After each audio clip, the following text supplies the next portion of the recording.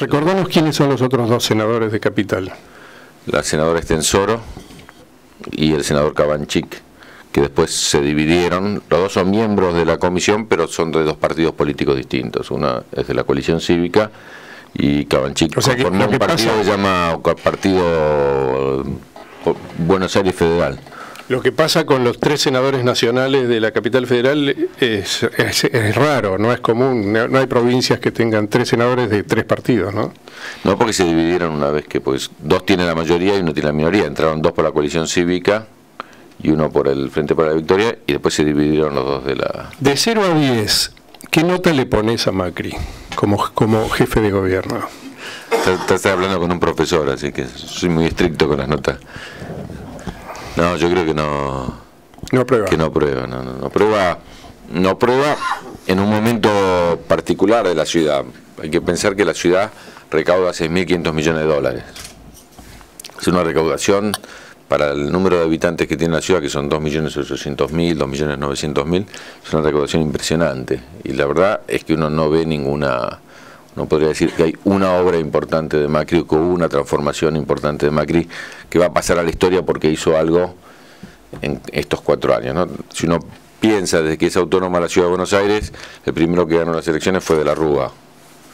De la Rúa, ¿se acuerdan que decía que estaba a 100 pasos de la Casa de Gobierno y se fue rápido a la Casa de Gobierno? Así que hay un interregno donde estuvo unos años y estuvo rápidamente,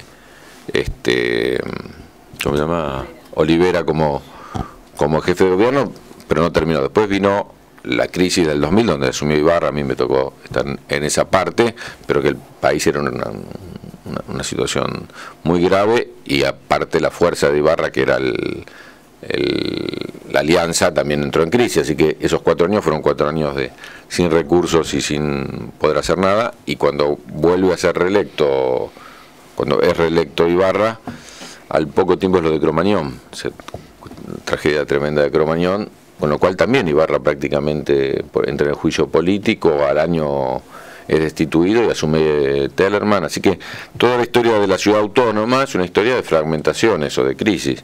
El primer jefe de gobierno que tiene un periodo de 4 años sin crisis y con crecimiento permanente del país y de la recaudación, en realidad es Macri.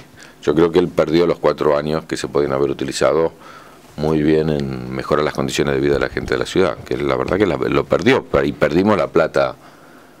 O sea que le pones un 2 o un 1. No, vamos a darle un 2. Un 2. ¿Cuánto le pones al jefe de gobierno de la Rúa?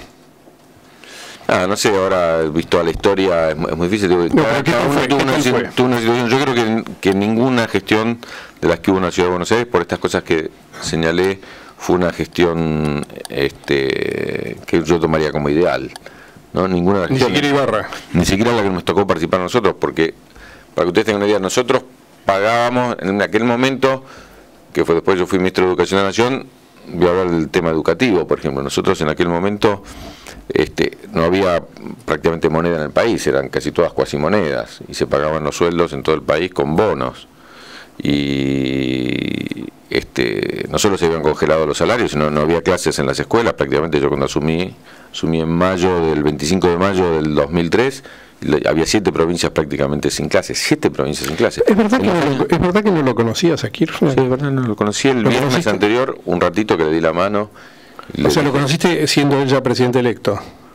Claro, ya había sido elegido. Incluso cuando a mí me dicen que Néstor Kirchner quería hablar conmigo, yo lo había votado realmente, pero no lo conocía ni había estado trabajando con los equipos de él. Yo creí que era una broma primero, ¿no? Y después, incluso yo era en ese momento, ¿te acordás? Era candidato a vicejefe de gobierno. Claro. Junto con Ibarra. Hubiera sido Tellerman vos. No. O sea que hubieras asumido después de Cromañón un poco más de en lugar de Tellerman. Hubiera estado en el lugar de Tellerman, sí. O sea que hubieras asumido la jefatura de gobierno si hubieras tomado el cargo. Bueno, es muy difícil. Yo creo que hay una maniobra. Supongo que Cromañón se hubiera quemado igual. Bueno, probablemente sí. Igualmente yo creo que una maniobra ahí en el juicio político ese, que yo por lo menos yo no hubiera estado de acuerdo, digamos, ¿no? Estuvo mal tumbado. Sí, para mí sí. Pero No es muy difícil hacer política de ficción. Lo cierto es que yo asumí sin conocerlo a Kirchner. Pues sabes que la primera vez que tengo la posibilidad de estar con Kirchner fue en Entre Ríos.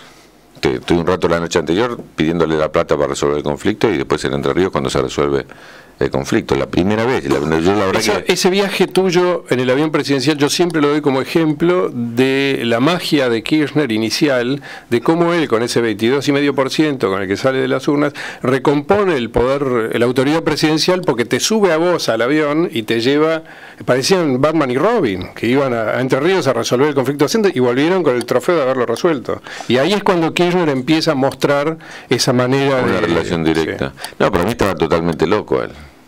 Digo que decir, en ese momento yo, este hombre, yo cuento la anécdota porque es una anécdota interesante. Yo venía del gobierno de Ibarra y entro a la oficina a hablar con él, una persona que no conozco. Yo era su ministro, le digo, mira, no puedo ser ministro de un país que no tiene clases. Digo, hay 7 provincias con conflicto, no hay clases, no existe la educación. 7 provincias es casi un tercio del país sin clases, ¿no? Entonces, me dice, bueno, ¿y cuánto hace falta? Digo, mira, Entre Ríos, que era el único que no había empezado nunca las clases, porque otros tenían y no tenían, digo, eran como 70 y pico de millones de pesos. Me dice, bueno, le digo, pero mira, te quiero decir que la semana que viene tengo que hacerlo en San Juan, que son 90 millones de pesos. Me dice, bueno, decime todo junto. Digo, bueno, todos juntos son como 280 millones de pesos. Parece mi mujer cuando me dice. Y lo piensa un minuto, en un país que no tenía un mango y demás, y dice, bueno, lo tenés. Y yo salgo, es muy largo toda la anécdota, pero no voy a contar todo. Digo, salgo y lo encuentro a la baña afuera, entonces vuelvo a entrar. Y le digo, mira, ahí afuera está el ministro de Economía, le cuento que le vamos a gastar 290 millones de pesos. Y me mira con cara asombrada y me dice, Daniel, el presidente soy yo. Yo estaba acostumbrado a que si me pasaba algo así me mandaban a hablar con el ministro de Economía, ¿no? El jefe de gobierno me decía, mira, es muy importantísimo hablar con él a ver si tiene la plata. El ministro de Economía me decía, mira, no tengo la plata. Entonces me decía, bueno, ¿qué querés que haga si no está la plata?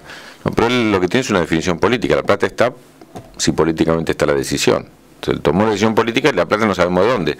A tal punto, que ahora, primero que lo digo públicamente, que inventamos que fue un préstamo del Banco Mundial.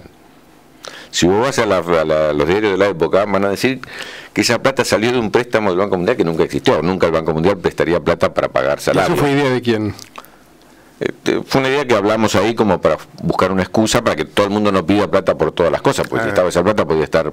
Entonces se dijo que había un préstamo especial del Banco Mundial para, o del BID, no me acuerdo de quién, para pagar eso, que se pagó, porque, insisto, vuelvo al tema de la ciudad. Nosotros pagamos el salario en 3 cuotas, no sé si alguien se acuerda de aquella época. Nosotros pagamos hasta de hoy, hasta 1.000 pesos el primero, hasta 1.500 pesos pagábamos el 15 y después pagamos el 25. Así que era un momento que el país no tenía un peso. No tenía un peso, insisto, aparte se pagaba con bono. La gente de Entre Ríos que nos decían que cuando les pagaban, ellos iban y vendían el bono enfrente y les pagaban el 80%. Claro. Así que ni siquiera el sueldo se podía cobrar integralmente. Digo, ahora parece Argentina de hace 1000 años, pero es la Argentina de hace justo 8 años, ¿no? Era esa realidad.